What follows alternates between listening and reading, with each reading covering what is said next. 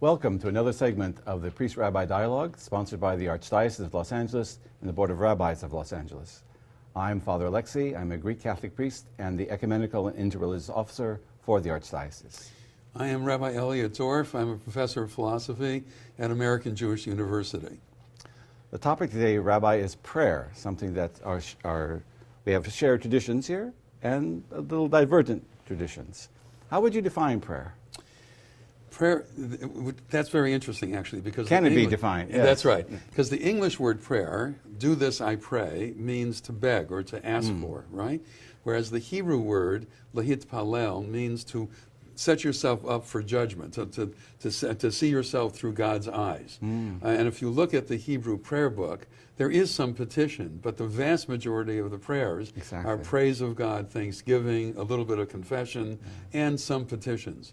So the very English word prayer is a little bit misleading as to what the prayer experience is for Jews. It is primarily getting out of yourself and seeing the world through God's eyes, so that you can better your own life with the instruction that seeing the world through God's eyes would give you.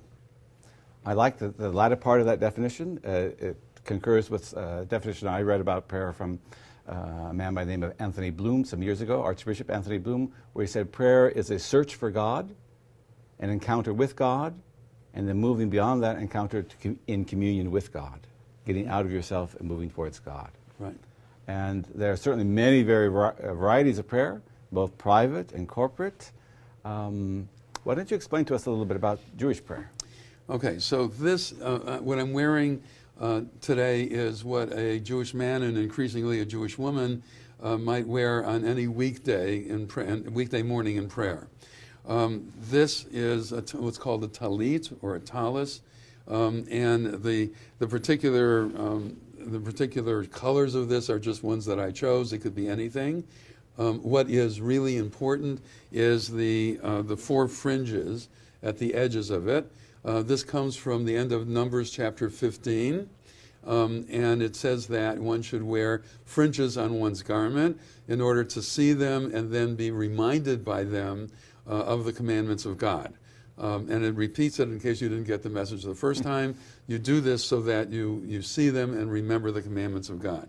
So this is a kind of communal string around the finger, as it were. The talit is worn on Shabbat and on the Sabbath and on festivals as well.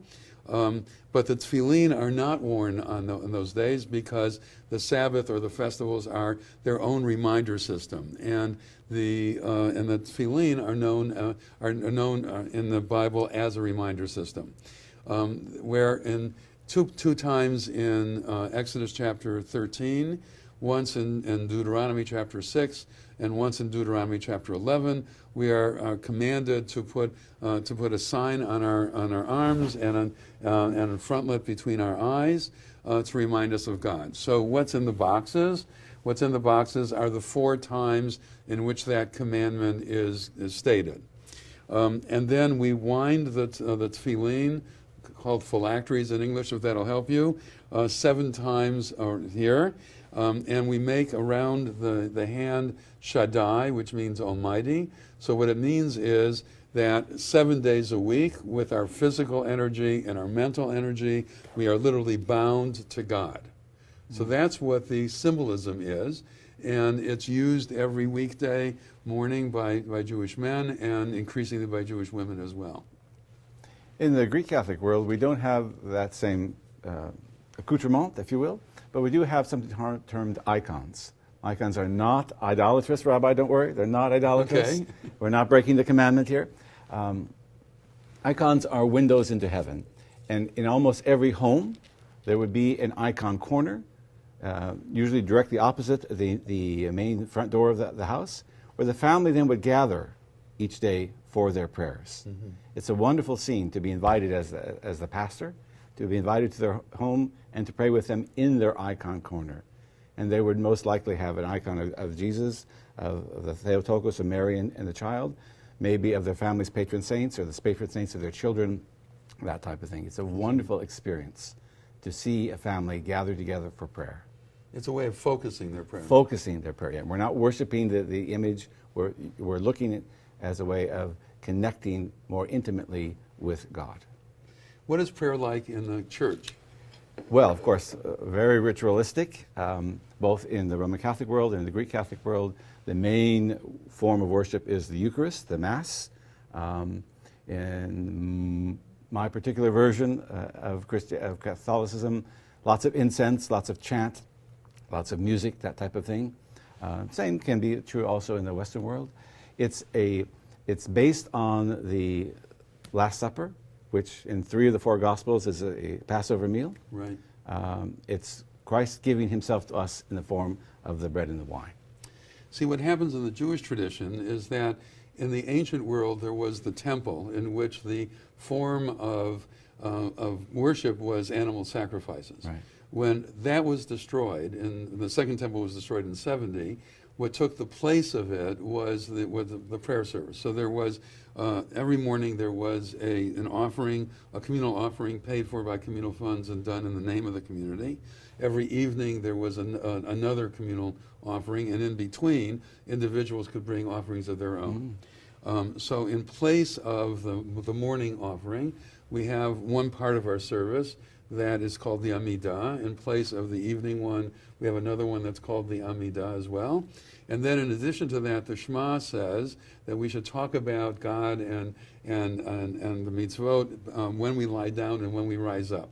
So there, we have a Shema in the evening, and we say the Shema and its accompanying blessings in the morning as well. So the service every morning is there's some preparatory psalms and to get us into the mood of prayer, but then there is the Shema and its 2 blessings, and then the Amidah. And in the afternoon there is the Amidah with a psalm in front of it.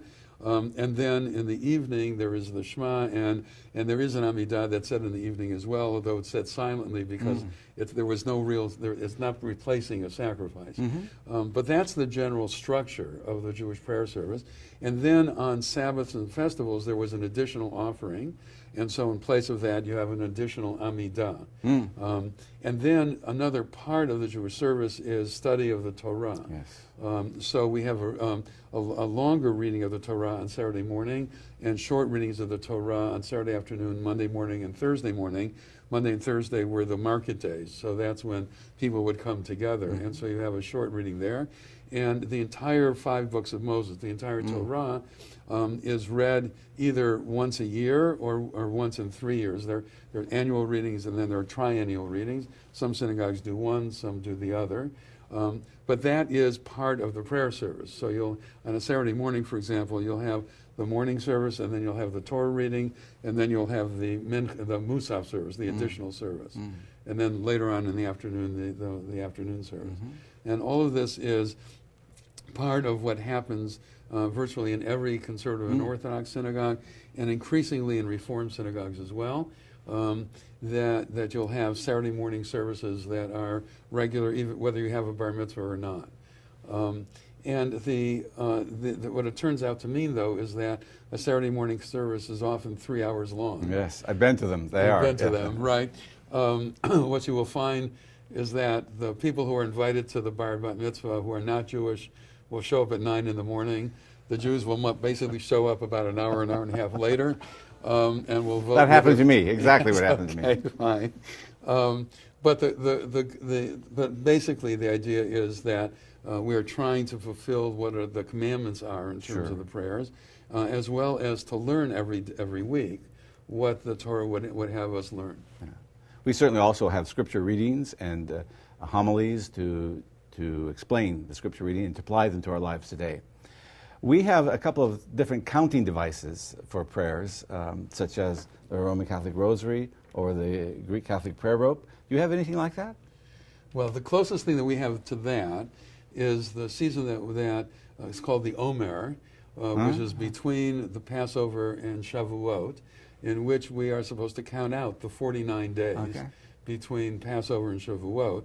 And so every evening we say this is the whatever day of the Omer. right? We don't, and there are synagogues where they actually have something on the wall that will Counts it off? that will count off okay. the various days of the Omer. And then, of course, on Hanukkah we have the 8 days of Sure, Hanukkah, sure. and so each one of the candles is another day, and Sure. that we add each evening. This has been a fascinating discussion about prayer. Hopefully, it will instill in you a desire to learn about the other, a way of shared learning experience, and perhaps shared prayer. Thanks for joining us.